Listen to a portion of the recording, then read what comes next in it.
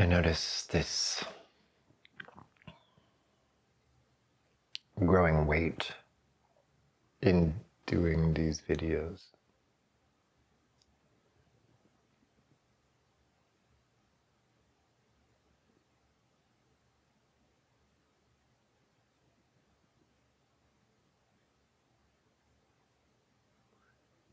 I'm aware of this part of me that is and always has been a people pleaser, concerned with other people's opinions. And not that anybody else really, many people, one or two people maybe, 4 subscribers on this channel at this point, are watching. This is still very much for me, and that is the intention that I'm carrying with it.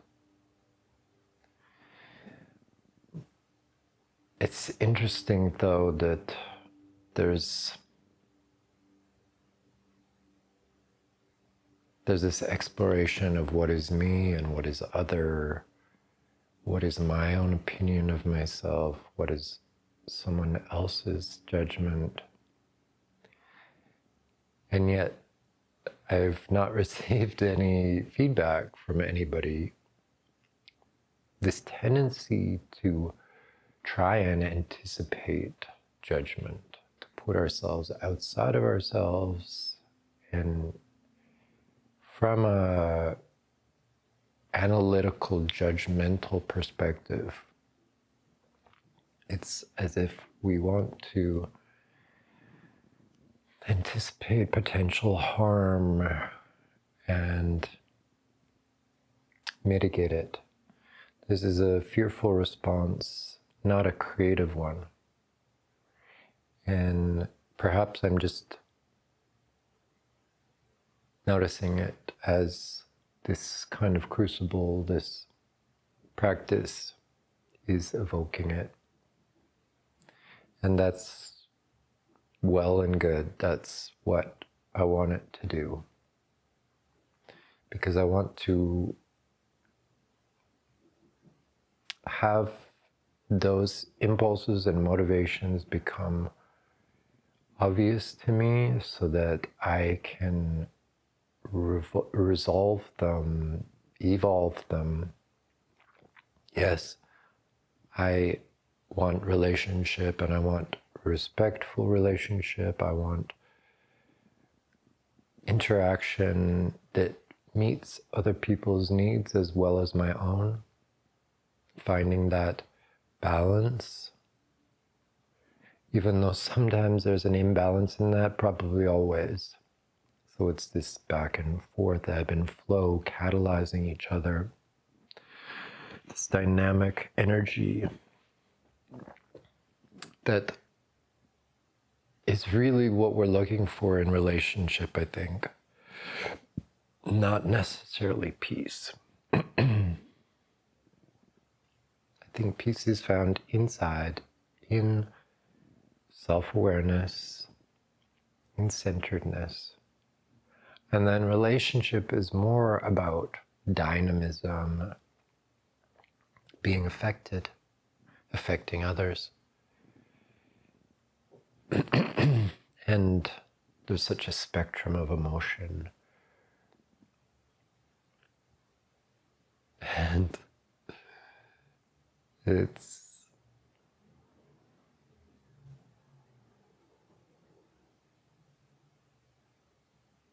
one of the most complicated aspects of life, is how we present ourselves, what our intentions are, and then how they're received.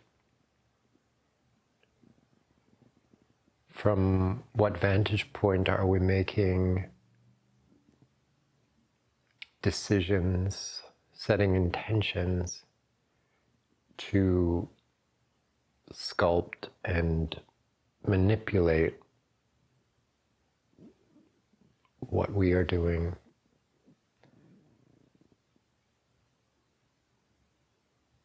Are we being authentic, or are we overly modifying our behavior in anticipation, trying to get into the head of somebody else. I think this is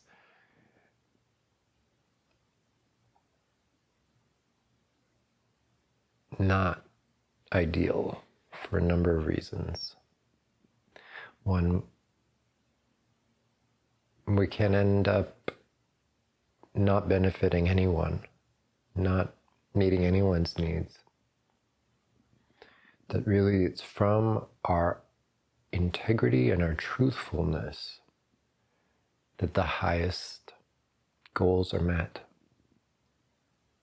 Sometimes there is conflict in that. I don't think we should be afraid of conflict. We should be more wary of inauthenticity.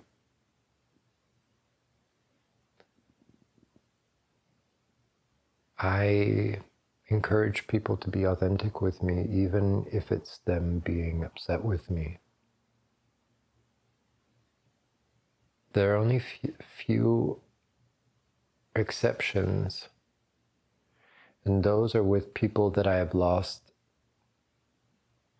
trust in, and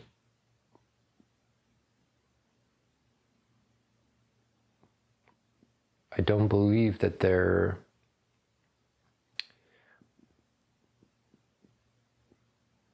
self-aware enough to have an honest interaction, have an honest relationship. And so when every word out of somebody's mouth, you feel, you have to spend a lot of time really analyzing and processing, when it's a great burden to be with somebody, then you're probably going to draw the line and cut them out of your life. And that's what you should do. You should be able to have boundaries where when there's the sum of the relationship is negative, then that's the time to say no. I think good relationships have a mixture of things in them. There may be things that bother us, but we don't feel like it's coming from a malicious place. As I say, I would encourage my friends to be honest with me and not manipulative. Not tell me the things that they think I want to hear. And yeah, I may feel emotions in response to their honesty. And if I'm emotionally mature, then I'm not going to react. I'm going to sit with my experience of what they've said, because I recognize it's my experience. That's their opinion. And what I do with it is my experience. And all the power is in my hands. I don't have to believe what they've said. But if I value our relationship, I likely will take the time to consider it and see if there's something useful in it, something important in it that I need to use to take further actions, that I need to use to inform how I behave. That's really what it boils down to, is our behavior. Our thoughts and our rationale, that's our own. But our speech and what we relate to others, that's our behavior.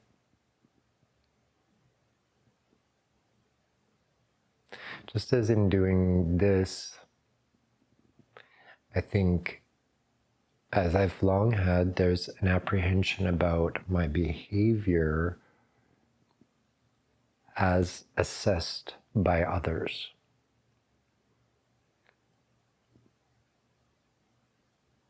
I have felt like my thoughts and my intentions don't always translate into behavior that is accurately assessed.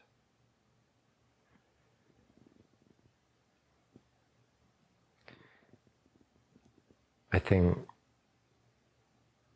there's an insecurity because of early experiences with people who were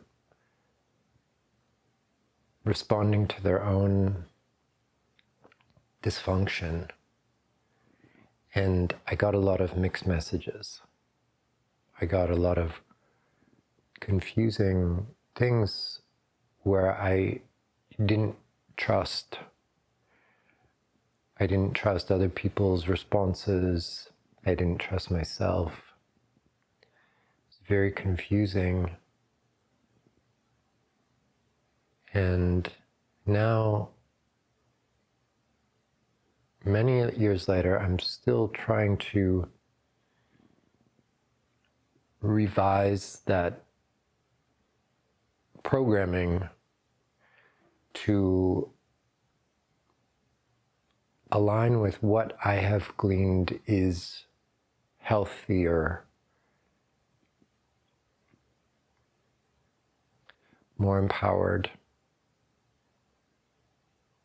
But I still have this coming up, this concern that I will be misinterpreted or that I will be devalued. That something I share publicly, such as I'm doing with this, will be misconstrued. Any number of things, whether it be my appearance or my voice or the words that I'm using, will be deemed somehow bad, stupid, wrong.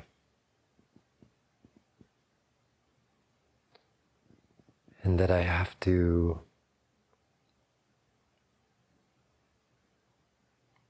be vigilant to make it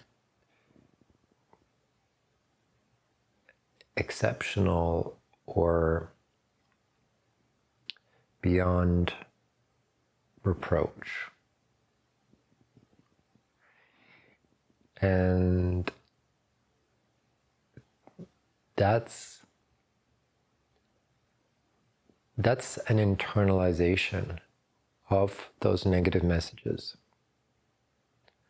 Instead, I need to trust that my impulse and my expression and my behavior is coming from a good place. An understanding, a wisdom and intelligence that the world will judge us. The more vulnerable we are, the more we put ourselves out there, often the more harshly the world will judge us, because there are many wounded, immature, and those two things together, it's not just the woundedness, but it's the immaturity in dealing with that woundedness that projects that wound outward onto other people, that shadow, because those people cannot own it, they can't face it, that somewhere along the line they made the decision, they accepted that poison, they accepted that lie. This is a very difficult thing as far as emotional maturity goes, in defeating all sense of victimhood. It's a very tricky conversation. It's not entirely a rational one that we can just dissect easily.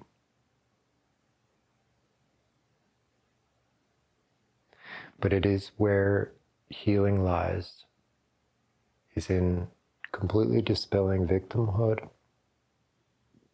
and owning the fact that all along we made choices.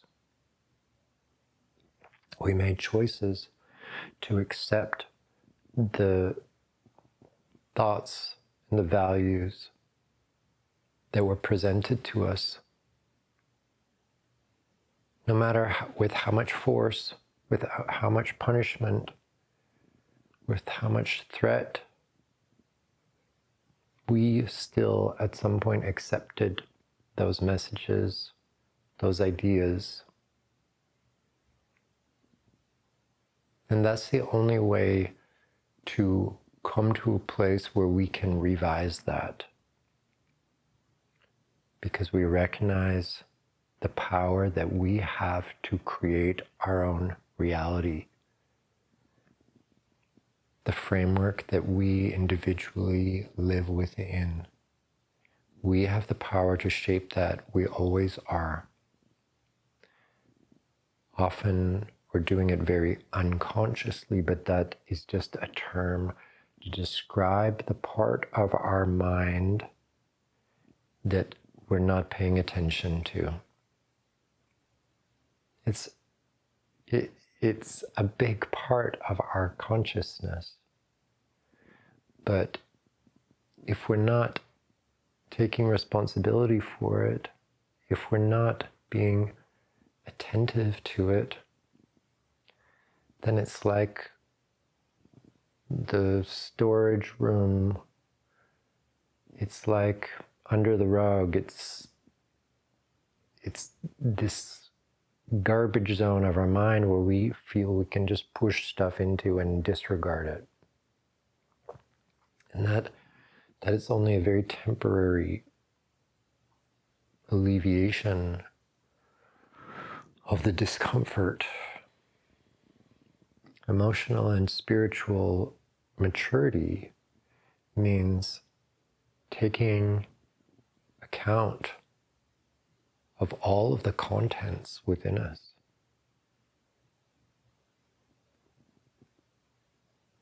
And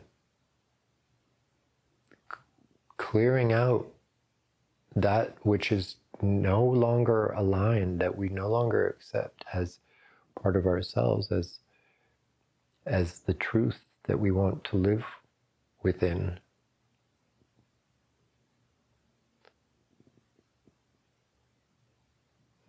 Often there's all this clutter that is getting in between us and our true self, that core of peace and enlightenment. The light that is within us is obscured by all the debris that we really haven't looked at.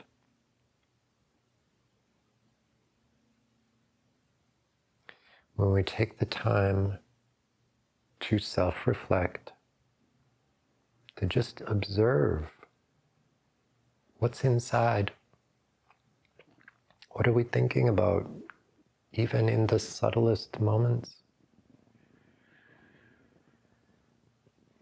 then that looking itself is a kind of discerning. That looking itself sorts out things.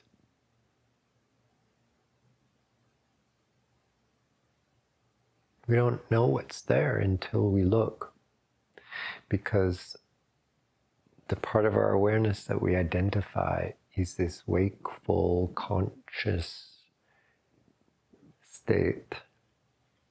We tend to solely identify with this very kind of extreme part of our awareness because we're not practiced being aware of the subtler parts. This is a cultural thing. This is a training thing.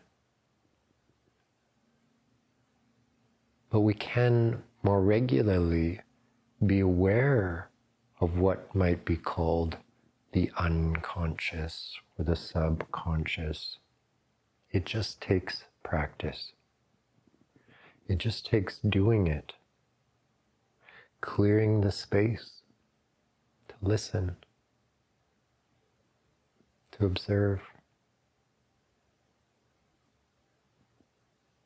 It's directly opposite of what the world says we should be doing, achieving, striving, being busy, being entertained, gathering more information,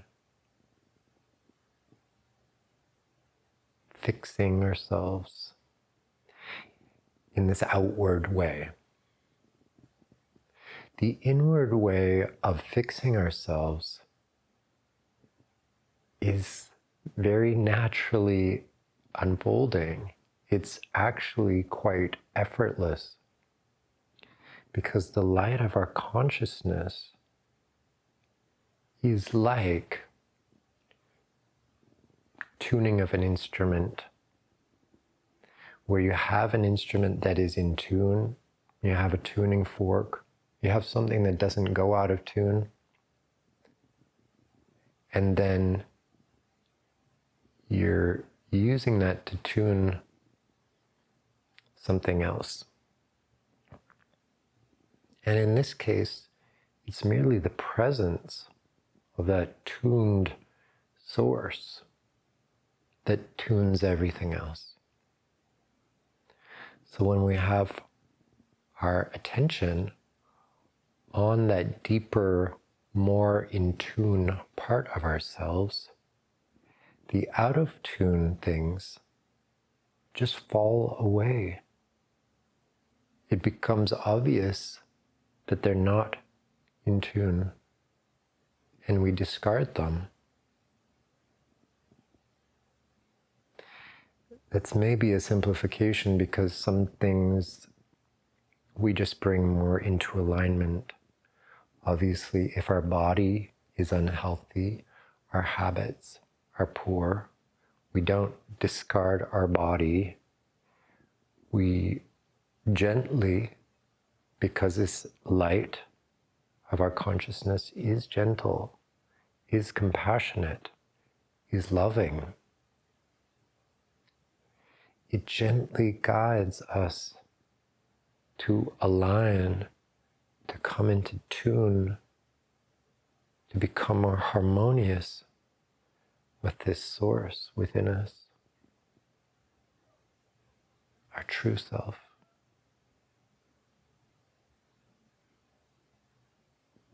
That's why it provides everything that we want, because it brings us more in touch with truly what we want. We may think we want money or a nice car or all these worldly things, but when we get in touch with that inner being, we realize that our needs and desires are much simpler. They're much subtler, and yet they're profound, because when we are in touch with those, we see them in the world. When we see them in ourselves, we see them in the world, and they're accessible.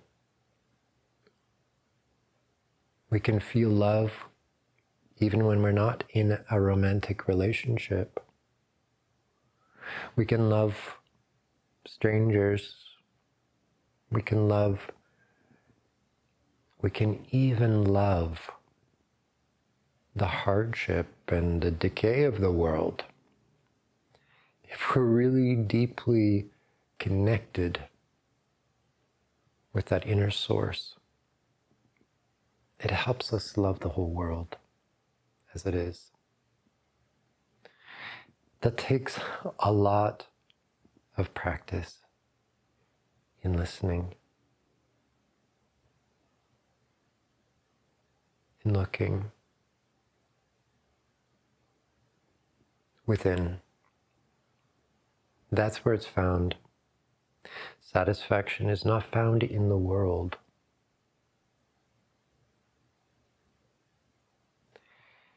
There is a sense of satisfaction when it's affirmed in the world,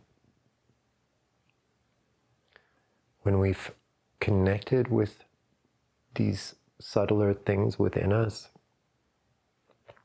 and then the world reflects that. That is satisfying. I think that is the ultimate satisfaction that we're looking for. But we have to find it within first. Just like an artist who has an inspired idea and they set to work manifesting it. And it's in that process, that birthing process, where there's doubt and then coming back to that vision, that energy within, that excitement within, coming back to it and rekindling that excitement and enthusiasm to modify the behavior, to get off of the couch, to turn off the social media and go into the artist studio, or to break out the artist tools, even though there's so many obstacles, there's doubts, there's not the right equipment, there's not the right space, I'll do it later. All of these obstacles that the world presents to us, that we have bought into, all the clutter in our mind that we've picked up along the way.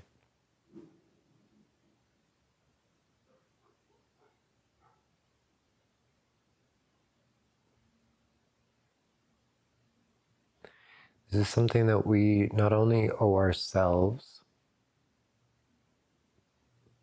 I think it's our purpose, is to bridge this divide between source and the manifest world, but also to the world itself.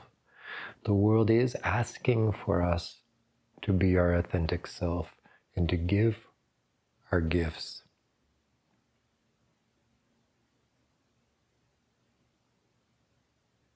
This is what nature is doing, and this is how nature within us unfolds.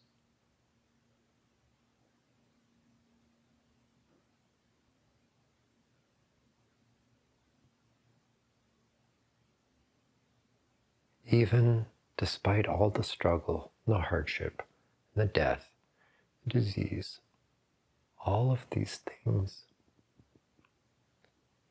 they're put in the right place when we have that connection, even if it's intermittent, with the source within us, with our true self.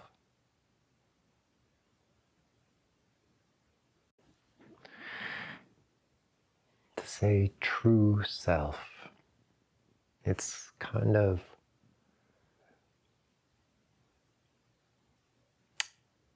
emphasizes the weakness of expressing things with English all the time.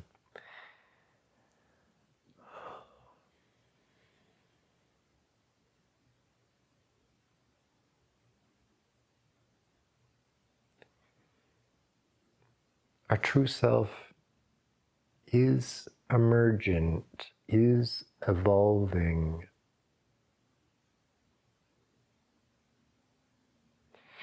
And perhaps we might say that somebody that is behaving dysfunctionally, unconsciously, as far as the world is concerned, that is their true self. And they should be held to account. This is ultimately the standard. The world is the ultimate standard as to how one is balanced and integrated within themselves. The world is the proving ground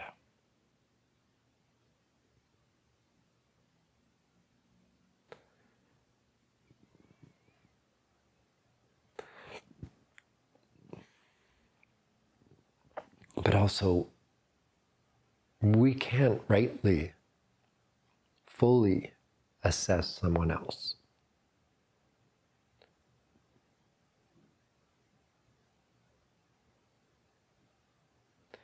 When we have relationships with others, there is an obligation of varying degrees depending on those offers and contracts, spoken and unspoken, about what we expect from each other. Too easily we make assumptions about things. Culture tends to do this, create a framework, a water that we swim in that we can be unconscious about. I like to state the obvious. I like to challenge assumptions, to test them.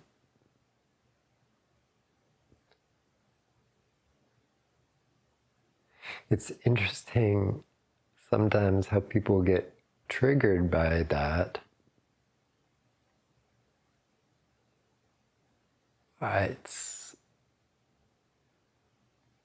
It's a curious thing to me. And actually that informs what I'm doing now, because as I say, there's this part of me that thinks it must be important. I must say something important. I must say something groundbreaking that nobody else has ever said. But I think actually it's in frankness, it's in talking about things that we think are so obvious that we bypass them. What are you doing in this moment? What are you doing with your awareness right now?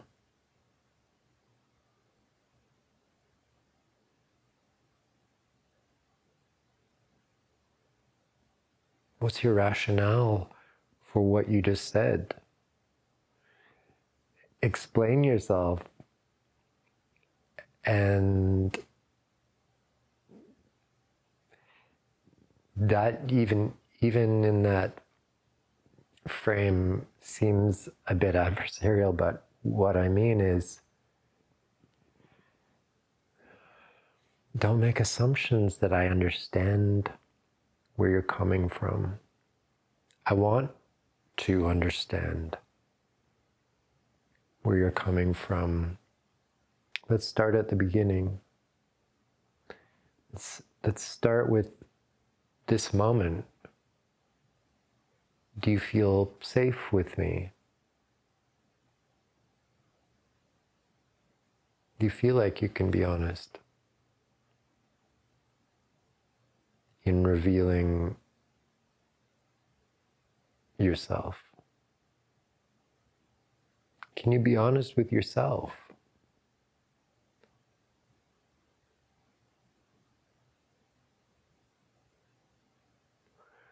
I have not felt like I could be honest. Not that I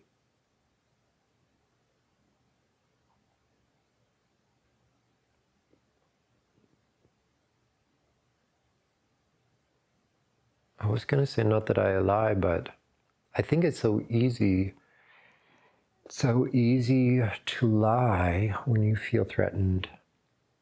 There's a rationale.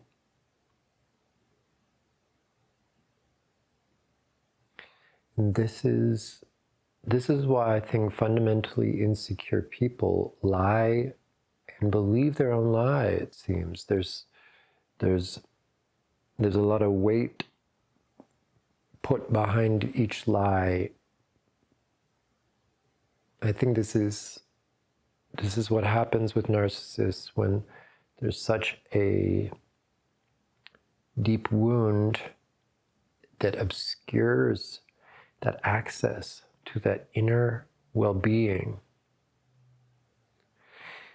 then there's this desperation to be okay.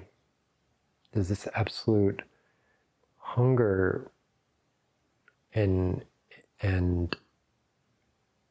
attempt at all costs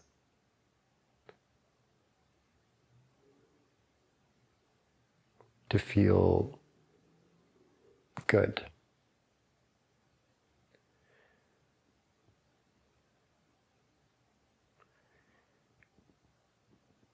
And for some people that it never even, that doesn't even work. So it's just this kind of flailing, constant attempt to mitigate the pain, never really feeling good. Just a desperate attempt to manipulate things.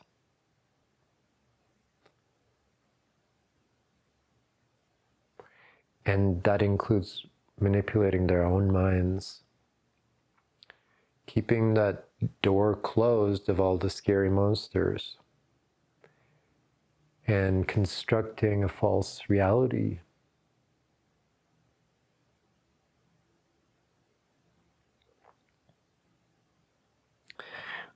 I am grateful that my response to trauma and that kind of behavior around me did not result in that. I don't believe I'm like that. I believe I understand it, and perhaps even sometimes can dip into that. I have that potential. But fortunately, I have access to an inner well of well-being.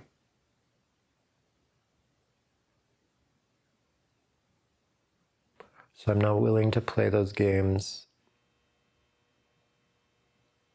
I'm not willing to sell myself short in putting all this energy into constructing a false reality. I want to know the real. I want to get to the bottom of things. I'm confrontational because of that. I'm willing to sacrifice relationships if they're based on falseness, because I'm not desperate anymore. Not sure if I ever was. There was a tendency to people pleasing, but there was always a feeling that I didn't have to put up with it. I recognize that there was always a choice. It was a choice that pulled at my heartstrings. It was a very painful choice to put somebody else's needs ahead of my own and to sacrifice myself.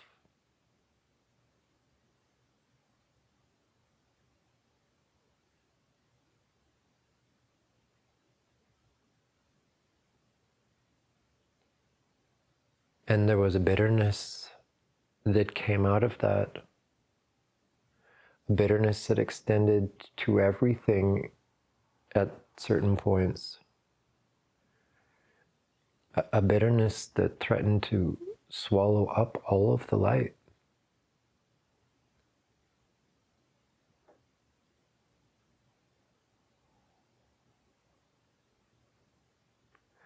But thankfully, it didn't.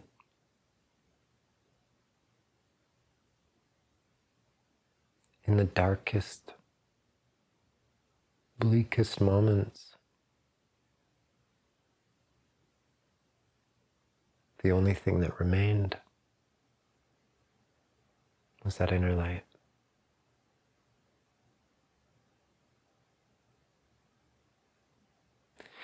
This is why I think that we shouldn't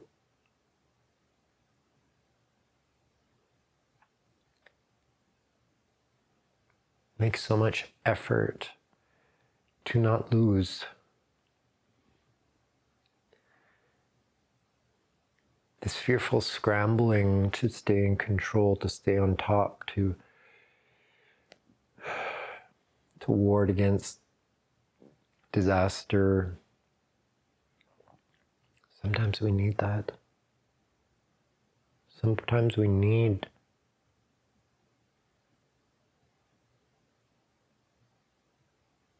to let go and lose it all to find actually what is important. What makes everything important?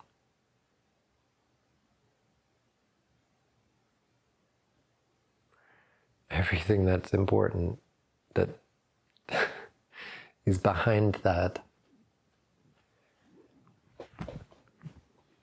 The thing that we're reaching for, the things that we're reaching for.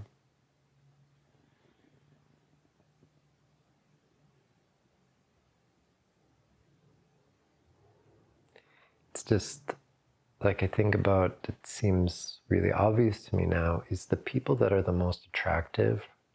It's not about their physical appearance. It's about their personal power. And that comes from self-confidence, comes from self-love.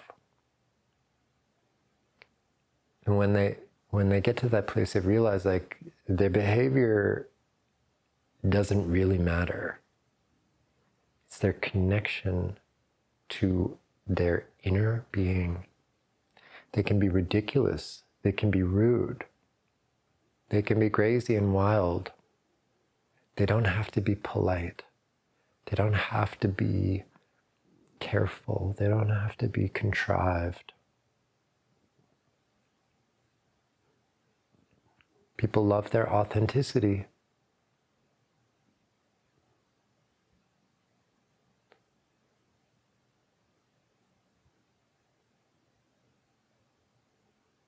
And really, people are turned off by this performativity, this attempt to manipulate and control other people's opinion.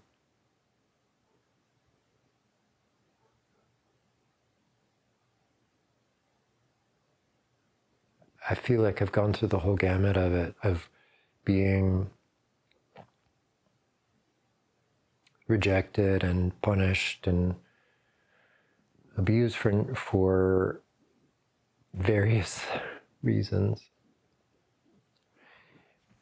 And then trying to figure out how to avoid that.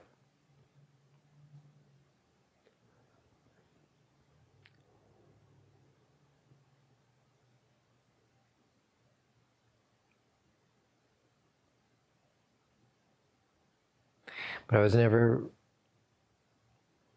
very good at, or I just didn't want to. I saw the inauthenticity at an early age, and I just did not want to be like that. And perhaps that's at times why I continue to get punished and have conflict, is because I just wasn't very compliant.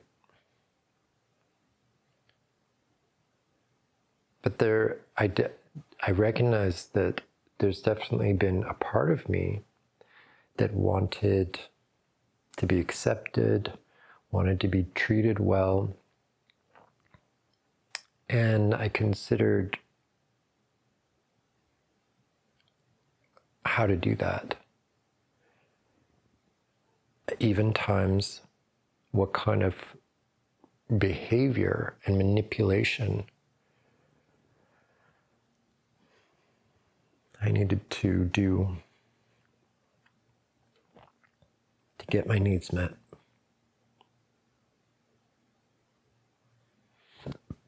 Because I saw that working for some people.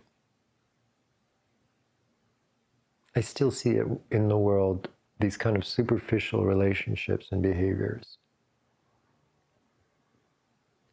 It boggles me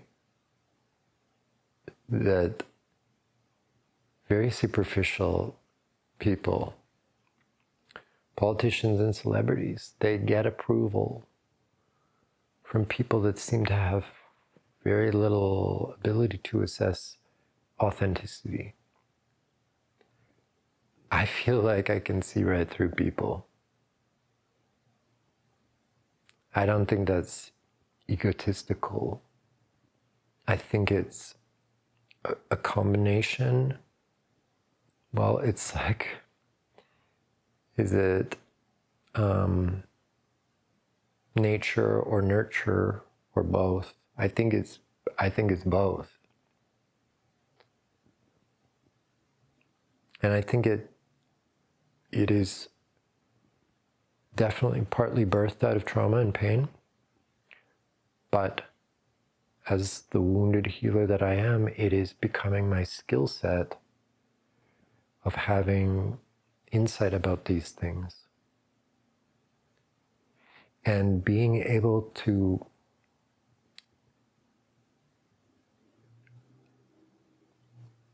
clarify them, codify them, express them in various ways. I think there's been a lot of analytical, intellectual discussion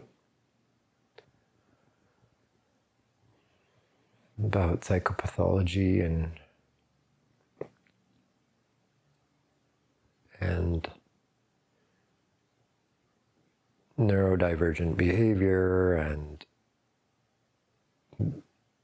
the great myriad of personality types and traits.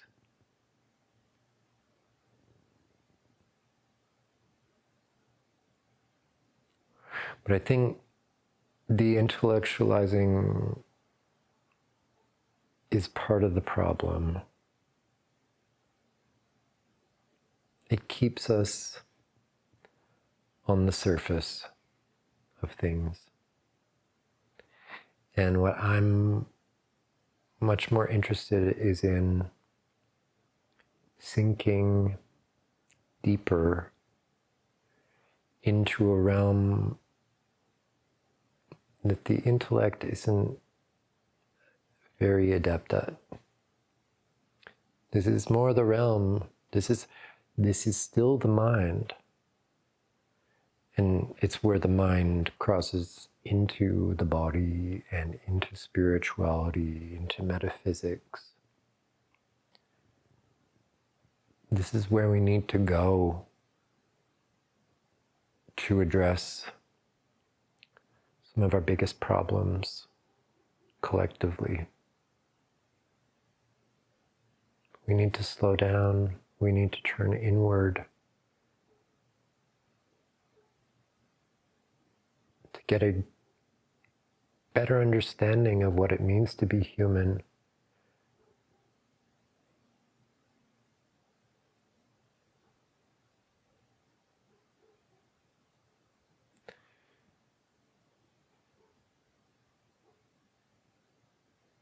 And understanding from an embodied, lived experience. So not so much that we can explain it to other people, but just that we are rooted in it. Our roots are deeper.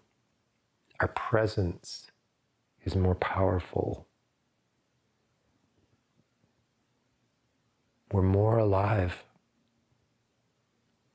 We're more resilient.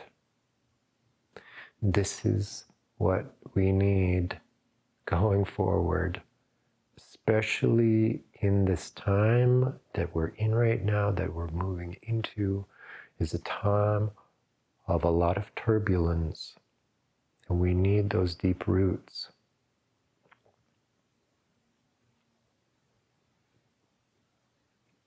I think intellectualism is going to be hugely battered. People, the intellect is a sword, and there's going to be a lot of sword fights, as there always is in intellectual spheres.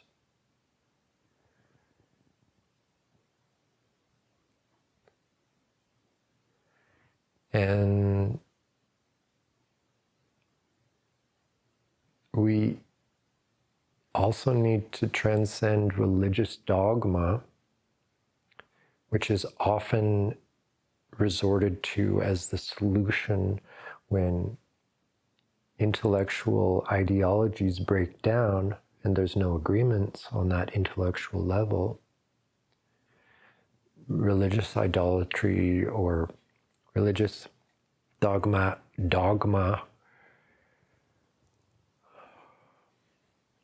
becomes people's safe haven. And I think religion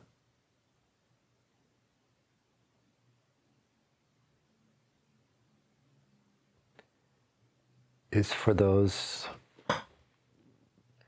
that are not familiar with mystical practices that can directly inform them. Religion is an intellectual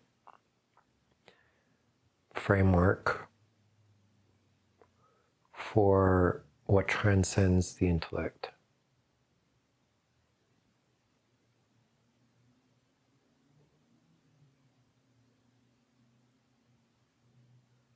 I think ideally religion is very loose and allows a lot of interpretation. I personally like the religion that is essentially somatic practices. Practices that bring you to an altered state of consciousness and allow you a direct experience with the divine. So yoga and chi-ong, really breath work, these things that are utilizing the body, that are utilizing what we have materially, the keys and the doors that we think are real, that we value, that are indisputable, that can appeal to our intellect and science. We've got a body. We can measure when the parasympathetic nervous system is activated versus the sympathetic. We can measure and see that certain things help us to tap into these deeper feeling states of peace and love and nourishment. This is what I prefer. This is what I think is wisdom. I hope that our world moves away from dogma and ideology.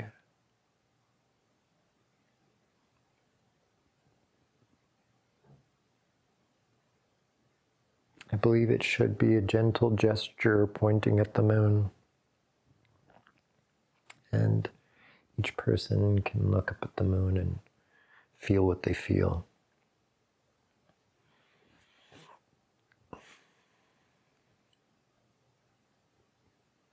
And I think that what I'm doing here is what is more appealing. We're a little bit jaded by academics. The world's been explained over and over and dissected over and over. But what we want is something relatable, not something that seems to make everything seem out of reach. I'm no academic expert, and yet I know that I have profound insight into things. I've read books, I've thought about things, I've felt things. Even we can look at children and listen to them, and they can have profound insights, incredibly beautiful, deep, wise words and interpretations of reality. It seems sometimes that the more people know and the more they lean on their intellect, the more even cruel they can become, the more detached and judgmental they can become.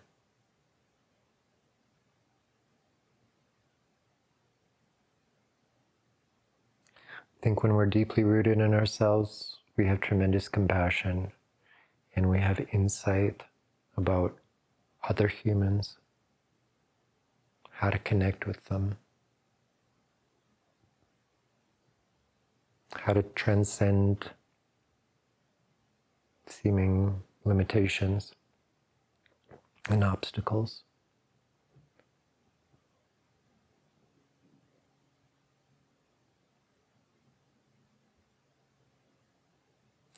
All of our methods are failing. All our previous ideas about how the world works are being challenged.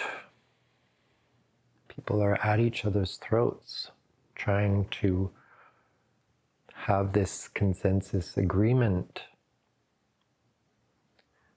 that for the most part just upholds the previous order. It's not going to work. We need to reach deeper. We need to find something more fundamental, something more unifying and harmonizing. We need to reach to the depth where nature is at, where we find our connection with all that is.